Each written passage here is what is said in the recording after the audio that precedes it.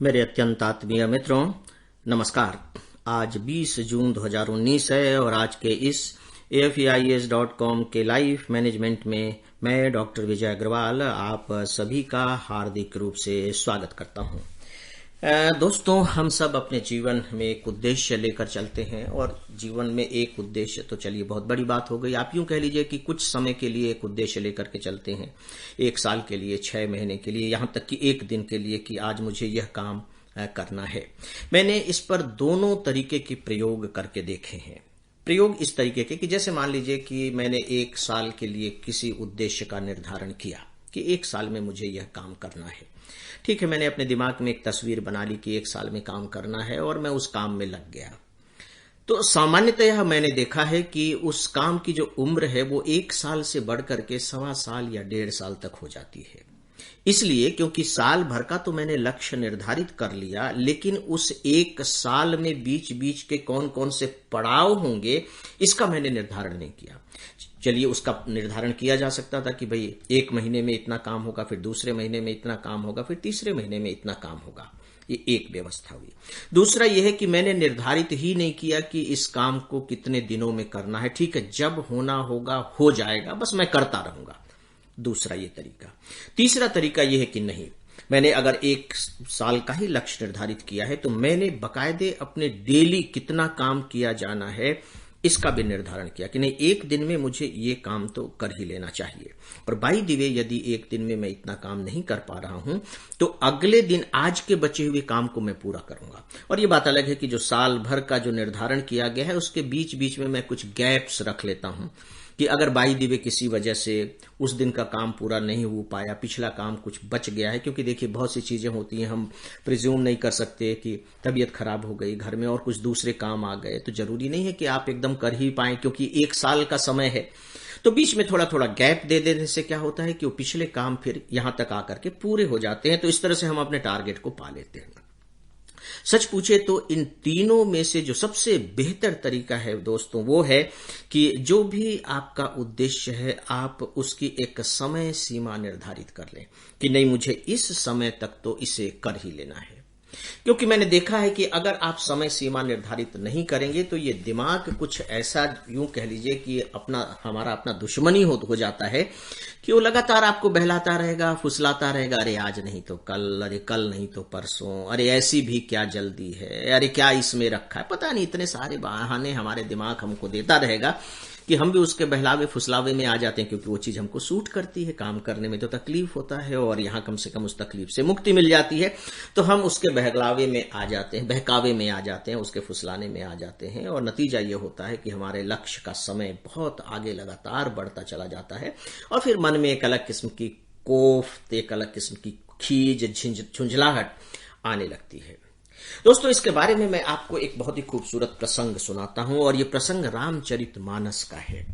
आपको मालूम है कि रावण सीता का अपहरण करके ले गया है और अशोक वाटिका में सीता बैठी हुई है। एक दिन रावण सीता जी के पास आता है। उस समय तक हनुमान जी लंका में पहुंच चुके होते हैं और वो बकायदे अशोक वाटिका में पहुंच गए हैं और अशोक के वृक्ष के ऊपर बैठ करके और इस घटना को देख रहे हैं।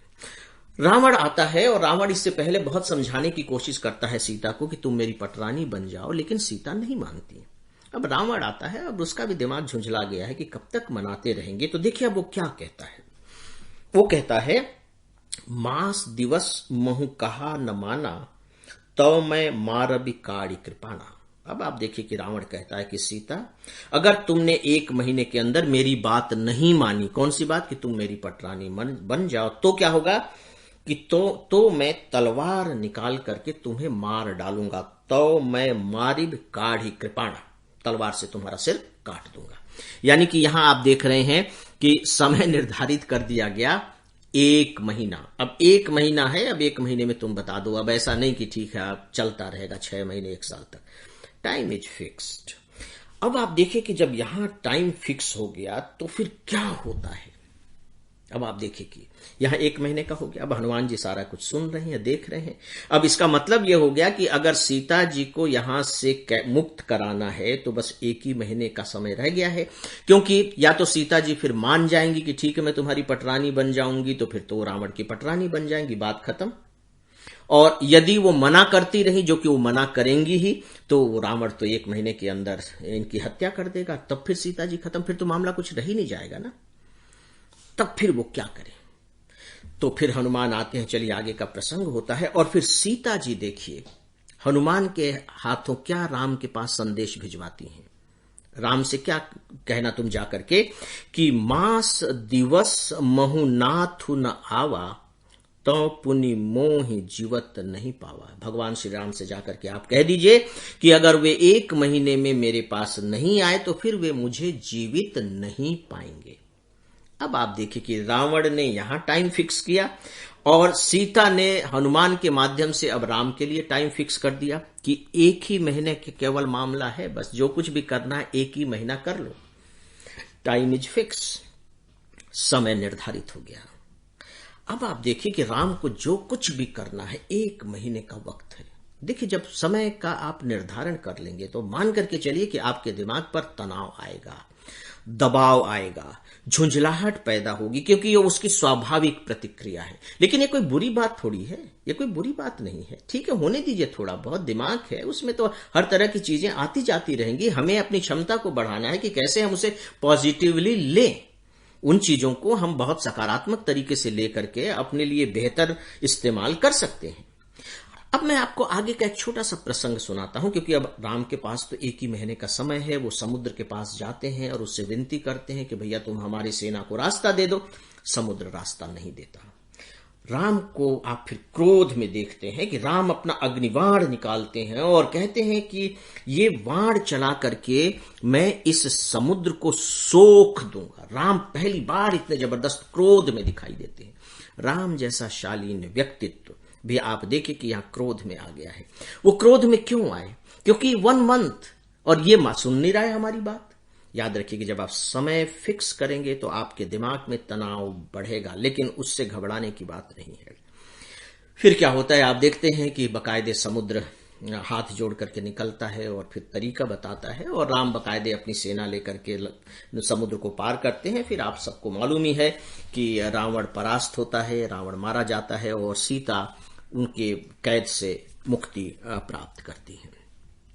तो अब आप देखें कि ये बड़ी सामान्य सी ही बात है जो मैं आपको घटना बता रहा हूं। ऐसा नहीं कि कोई बहुत ही फिलॉसफिकल घटना है, लेकिन इसके अंदर एक फिलॉसफी तो छिपी हुई है। फिलॉसफी यह है कि जब तक हम अपने लक्ष्य के लिए समय सीमा तय नहीं करते तब तक हमारी बुद्धि कुछ ऐसी है कि वो लगातार उसको बढ़ाती चली जाती है। चलो ठीक है बाद में, अरे चलो बाद में, और फिर वो बाद में कुछ ऐसा बाद में होता है कि लगता है कि अरे बाप रे हम कहां पहुंच गए। पता लगा कि तो बूढ़े ही हो गए हम अपना लक्ष्य को पाने में, जबकि उसको बड़े आराम से 2 साल में पाया जा सकता था, 3 साल में पाया जा सकता था। तो मित्रों, अपने अनुभव के आधार पर मैं एक अर्ज तो आप सबसे करूंगा, वो ये है कि चाहे आपका छोटा लक्ष्य बड़ा है, छोटा और बड़ा मैं खासकर समय के संदर्भ में कह रहा हूं, 1 सप्ताह का है, 1 महीने का है, 1 साल का है, 5 साल का है, जो भी आपके लक्ष्य हैं उनके लिए आप एक टाइम टेबल तो जरूर निर्धारित कीजिए, समय की सीमा जरूर बांधिए, लेकिन तोड़ने के लिए नहीं, उसका सम्मान करने के लिए, उसका पालन करने के लिए। आप देखेंगे कि जैसे ही आप 1 दिन में अपने समय सीमा का पालन कर रहे हैं, आपका मन आनंद से भर जाएगा। आपको ऐसा लगेगा जैसे कि आपने कोई उपलब्धि हासिल कर ली। यस, उपलब्धि हासिल की है, क्योंकि जो उपलब्धि आपको अंततः मिलनी है उस दिशा में आपने एक कदम बढ़ा लिया है और आपको इसका सुख प्राप्त हो रहा है, इसका आनंद मिल रहा है। और इनफैक्ट यही तो है काम करने का आनंद। तो मित्रों, चलिए आज हमने समय सीमा के बारे में बात की, लक्ष्य के लिए समय सीमा निर्धारण करने के बारे में। तो अब आप सबसे मैं पूरी विनम्रता के साथ इजाजत चाहूंगा। नमस्कार।